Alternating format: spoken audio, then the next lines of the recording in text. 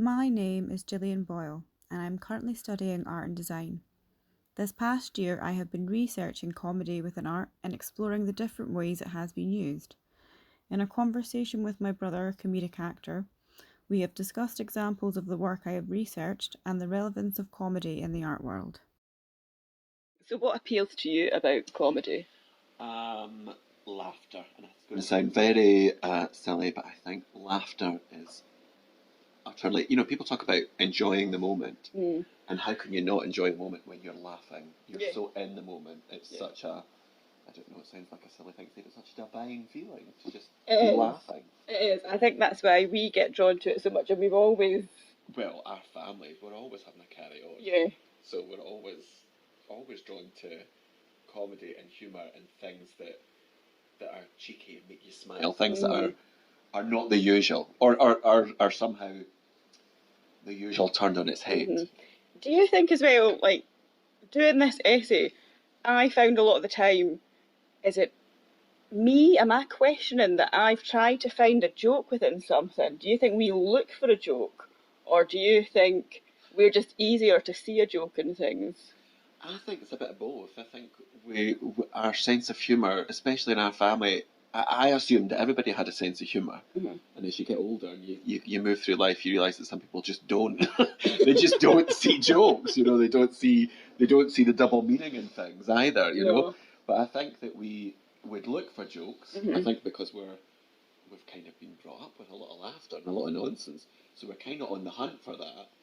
But also, we might construct jokes in our own mind. I know that when I have conversations with people, I'm listening to what's been said, and a lot of half my brain is remembering what's been said, and something new might get brought up in a conversation, and I'll refer back to what was said half an hour ago to make a new joke, just to make the people in the room laugh.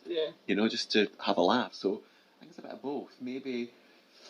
But then that's art, isn't it? It's what you see as personal. Yeah, exactly. Art's very interpretive and art's really subjective. Yeah. There will be obvious forms of things that are undoubtedly funny, which I will be showing you. Yes. I'm looking forward to it. But at the same time, again, doing all this research, it's not something that people have really looked at before, not that I've found. Do you think that's a bit strange, or...? No, I think it's completely as you would expect. Having working in theatre as I do, comedy. Lots of people seem to think that I don't know. They seem to don't pay attention to comedy. They think that laughter is just some thing that comes easy to people, and they don't. I think a lot of people don't respect comedic talent or comedic suggestion because I don't think people take comedy seriously. I'm not surprised that people haven't looked at this before because people take things very seriously. Yeah, do you think there's almost a fear of going around an art gallery and laughing because people think, oh, you're devaluing that work, oh, you're insulting the artist? Yeah, I would say so. Imagine if someone was to go around and look at Monet and go, it's that people would be going, what's this madman laughing at, During my research, I looked at many examples of the work by German artist Katharina Frisch, who is perhaps best known in the UK for her sculpture on the fourth plinth in Trafalgar Square, Hancock. A big blue cock. Yes. Exactly. A big blue cock. I love it. Yeah. Yeah. It's so grand and so it's almost like you look at these statues on plinths and it's all of these historical figures who have won battles and things like that, and to see this big blue chicken and this elevated position, it's so grandiose, but it's absurd, it's ridiculous. It's just funny. It makes you stop and laugh and smile. Exactly. There's nothing about that I do not find brilliant. It's this majestic chicken. Yeah. I remember driving past it in London when it was there, and you could see it a mile away because it's this fantastic colour. Yeah. And amongst all of this drab, dreary London. Concrete. Yeah. And it absolutely stands out a mile away, and it's fantastic. It's regal the way. Yeah. I mean, that's what you do when you put a statue. You make someone look regal and. You sort of, I don't know what you would call that? Deify them, don't Mhm. you? And that's what's happened here, but it's a chicken. Yeah. She's an artist that I think uses comedy really well, and she uses it to make a point too. Yeah. Like there's a real point to that piece of art. Yeah, that's what I saw straight away. This idea that on a plinth that it's parodying how statues have been used in the past to record history, and the sort of the way the British Empire does celebrates its, I say inverted commas, achievements blindly, but this kind of turns it on its head and says, I'm just going to stick a big blue cockerel on there, and you can see it straight away. It takes away the power of all the other statues. If I was to walk past that, I would laugh, I would smile, I'd take a picture of it. I'd take a selfie with you, you know, and I would say on Here Facebook, I am with a big blue cock. Big blue cock, yeah. Oh dear. Other examples of Fritsch's work have the same kitsch and quirky quality, from the bright colours to the enlarged size of them, which is partly where the comedy lies. Her work can be almost fairy tale-like, yet speaks of themes of feminism, equality and satire. We can see this in another example of her work, Frau Mithound.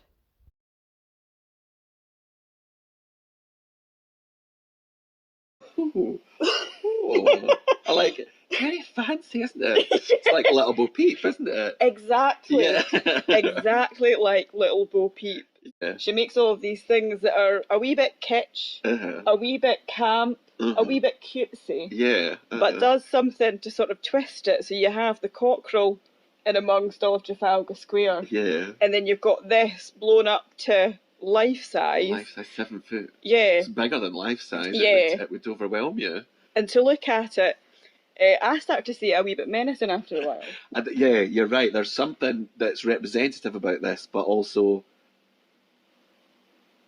it's like imprisonment, isn't it? Yeah, very much so. It's like a view of women that is repressive and shut in, and then all these little bits, like the little points on the arms and how it's all tapered down, and the little point on the back of her head. So there's sharp angles, and it looks uncomfortable after a while. And the face, if you want to take it to the coarse level, well, what does it look like? Yeah, female genitalia. Yeah, that's what it looks like, and I think she's does that on purpose. Yeah. And that's what's defining this female is what's between her legs. Yeah. And that's how she should dress or whatever as a result. So yeah, I kind of see what she's saying.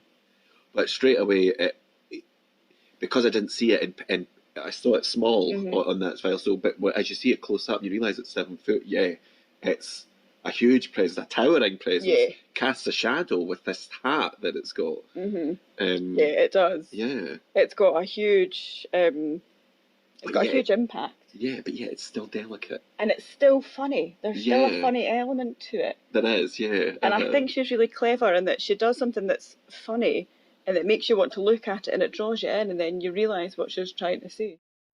As shown within Fritsch's work, comedy can be used to great effect, whether to make you laugh and smile or to heighten an issue. We can see this clearly with the Gorilla Girls. Wearing gorilla masks to hide their identity, this group of women have protested over the lack of equality in the art world, using comedy, sarcasm and wit to strengthen their campaign. And at first, they would just protest outside the galleries. Yeah. Placards and things, your usual protest, and got very little response. Right. And decided that they needed to do something to shake it up. So instead, they take the names of dead famous artists. So, like, one of them's called Frida Kahlo, for example. So they're completely anonymous, and they wear gorilla masks. So they made this when they realised that it wasn't working. And it's called Dearest Art Collector. Yeah. It has come to our attention that your collection, like most, does not contain enough art by women. We know that you feel terrible about this and will rectify the situation immediately. All our love, Gorilla Girls. Gorilla Girls. And they've called themselves... Conscience of the art world. Yeah. I mean, that is a statement. This is sort of them coming forward, trying to rectify the situation. Doing it in the most sarcastic way I think they could possibly find. Yeah. I mean... It's pleasant, but cutting. Yeah. They've drawn a wee flower. With a wee sad face. Yeah, with a wee... yeah. They've got lovely, ornate, joined up writing. And it's pink, yeah, so that you know it's about women. Yeah. I think that could, rather than make people laugh, that could provoke people. Yeah. And I think that's the point. It's absolutely the point. And this is when I think people started to really pay attention to them. Yeah, and well, the spelling of the name Guerrilla Girls, Yeah. they're not subtle. Yeah. Although that looks subtle, it's not subtle. That's a sledgehammer. If I show you this next In the shape of a flower. it's even less subtle, and I think it's my favourite thing that they've ever done. The advantages of being a woman artist. So we have working without the pressure of success, not having to be in shows with men, having escaped from the art world in your 4 freelance jobs.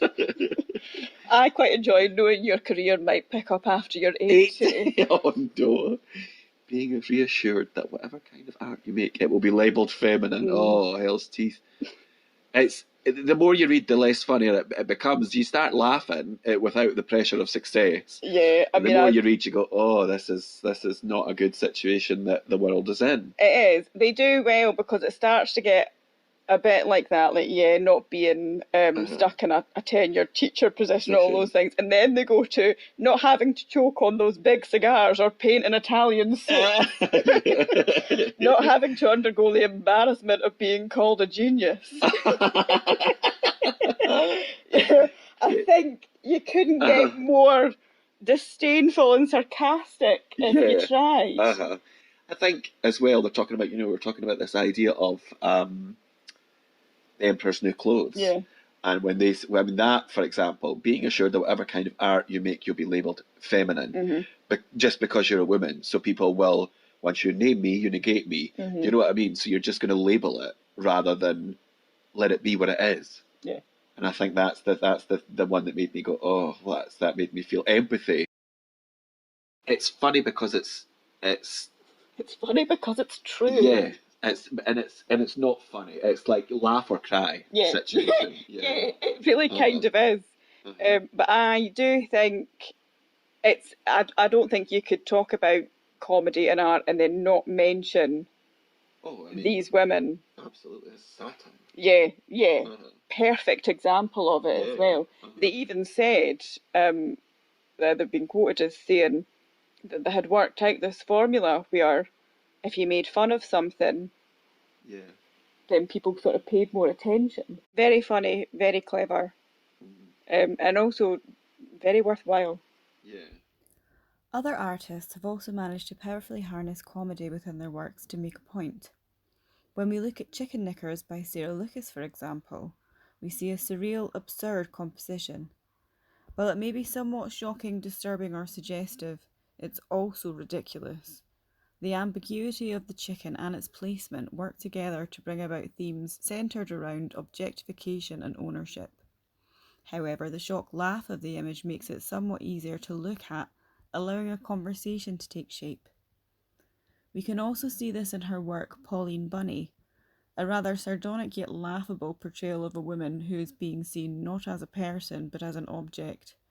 Yet the limp, shapeless form and the stockings are all so ludicrous it makes it easier to look at.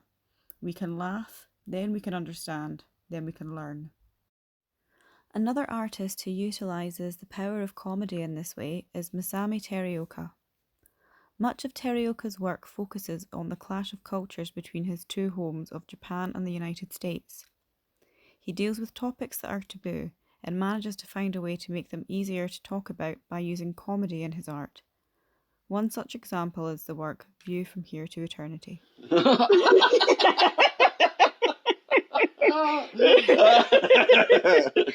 What has he just seen? So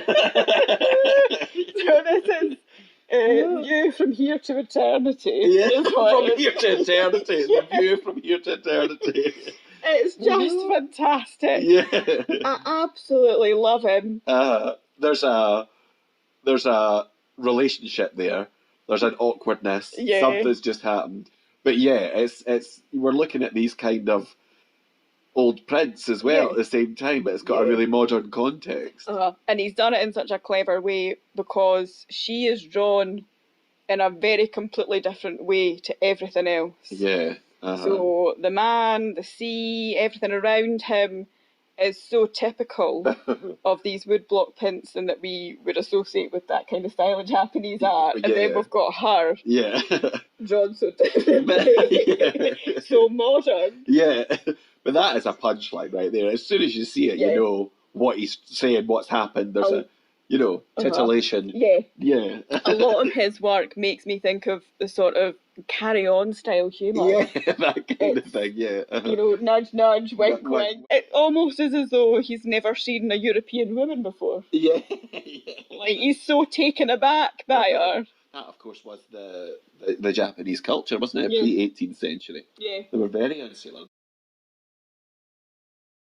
I think it's an interesting thing to talk about culture, though. It's never static.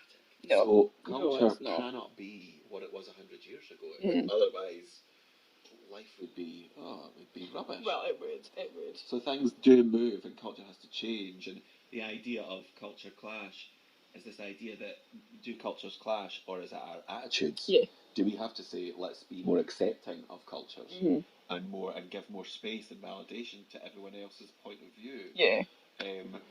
But certainly that looks like a culture Clash really. for the ages.